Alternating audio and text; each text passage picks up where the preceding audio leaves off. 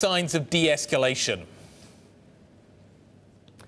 Not yet. Last night, the U.S. ambassador to Turkey, John Bass, he published both a written statement and a YouTube video addressing Turks, explaining the justification for this decision, saying it wasn't one that the U.S. took lightly, and in fact, the U.S. was saddened by it, and also laying out the conditions for rescinding it, which is essentially that Turkey guarantee the security of U.S. embassy, U.S.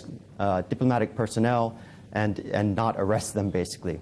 On the other hand, President Recep Tayyip Erdogan yesterday, in his remarks to the press, said that these arrests were the result of a standard judicial process, which implies that there is no easy political solution here.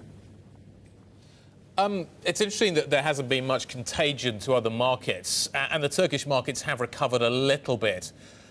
How far are investors prepared to go to price this in at this point? I think the bounce back today does suggest that investors expect this to eventually be resolved.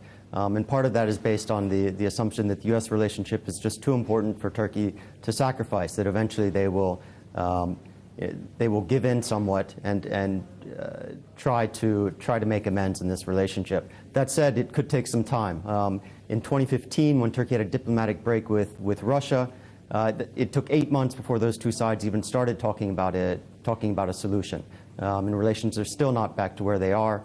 And I think longer term, the question is whether developments like this mean that Turkish assets require a more permanent discount or risk premium due to political risk.